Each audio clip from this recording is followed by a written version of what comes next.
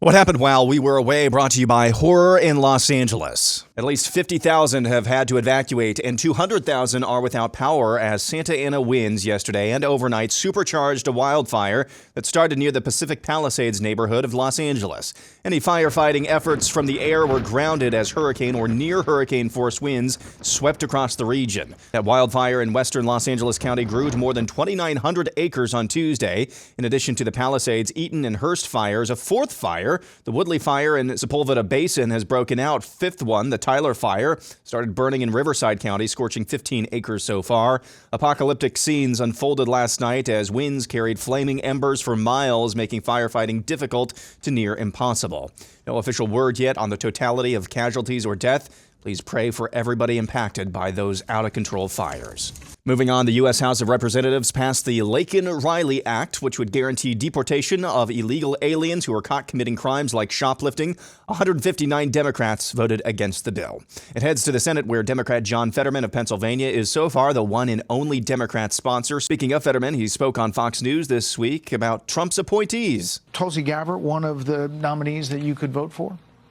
Well, I met with her. In fact, I think I've met with virtually all of them. And the ones that I haven't, they're on my schedule, RFK and Governor Noem. So I'm happy to meet with all of them. And that's also part of this. I don't know why that was controversial. I mean, I got a lot of blowback just, even to meet with them. And to me, I see that as just doing my job.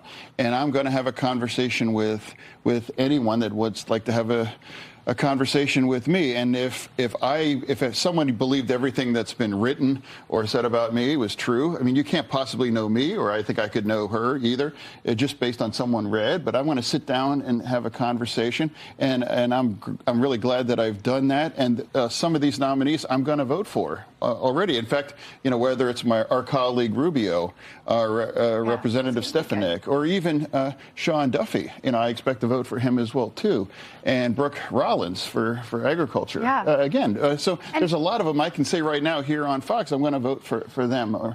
But there's others, but that we're going to go through the process. But I'm open to hear from everyone. And I don't know why that's controversial. Florida grand jury convened by Governor Ron DeSantis to investigate any and all wrongdoing concerning COVID-19 vaccines has concluded. DeSantis said in a statement that the grand jury found that through deception and taking advantage of scientific journal infrastructure to hide adverse events from the public, Big Pharma engaged in a pattern of deceptive and obfuscatory behavior. Big Pharma brought in billions of dollars in profit, and the federal government amplified bogus studies, all while suppressing any opposition that went against their preferred narrative. The grand jury goes on to say these sponsors have taken billions of taxpayer dollars for creating and selling their vaccines. They cannot be sued if anything goes wrong with them. They have access to critical information about deaths related to side effects of their products, and the public does not have access to that information, end quote. Check out this headline from the Associated Press. Florida grand jury investigating COVID-19 vaccines finds no evidence of criminal activity. Learning Chinese today. Today's phrase is, you'll never find evidence of criminal activity when criminal activity is legal. 当犯罪活动合法时，你永远找不到犯罪活动的证据。 U.S. District Court Judge Aileen Cannon issued an order Tuesday temporarily blocking the release of Special Counsel Jack Smith's report on the two now dismissed federal cases against President-elect Donald Trump. Cannon previously oversaw one of the cases against Trump, which accused him of mishandling classified documents in the summer. Cannon dismissed the indictment against the president-elect, ruling that Smith was unconstitutionally appointed to the special counsel position. Smith, still smarting from the fact he's a failed loser who spent the last 4 years trying to put Trump in prison, has called Cannon's ruling to dismiss the case against Trump over his appointment a quote-unquote flawed analysis.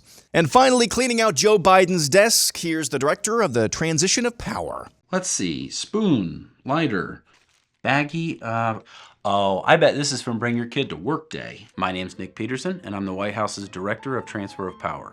It's a fancy title for someone who cleans out the president's desk.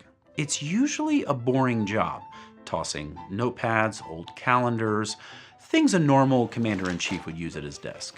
Joe Biden's desk, however, was like cleaning out the prop closet for the Naked Gun. Running a country for dummies. Mint condition. More of that at the beach and less James Patterson, and I wouldn't be cleaning out your desk. The worst part? I guess the worst part was scrubbing dried ice cream out of the carpet underneath. I'm not complaining though. I had to clean up after Bill Clinton's term. So there's a painting underneath here, signed by Hunter and purchased by his dad at an inflated rate, no doubt. Quite the artist, the con type, but an artist nonetheless. Between you and me, I thought I was going to be doing this a lot sooner. I figured Kamala was going to pull the old security cameras are down trick and serve him up a scoop of death by chocolate. Oh, look. America's checkbook is empty. Fun fact, the president's chair is usually cleaned up and then moved to a museum or showroom of sorts. Biden's chair was deemed a health hazard, simply for the fact that it had seen more blowouts than an episode of Jersey Shore. That's comedian Nick Peterson, and that's what happened while we were away.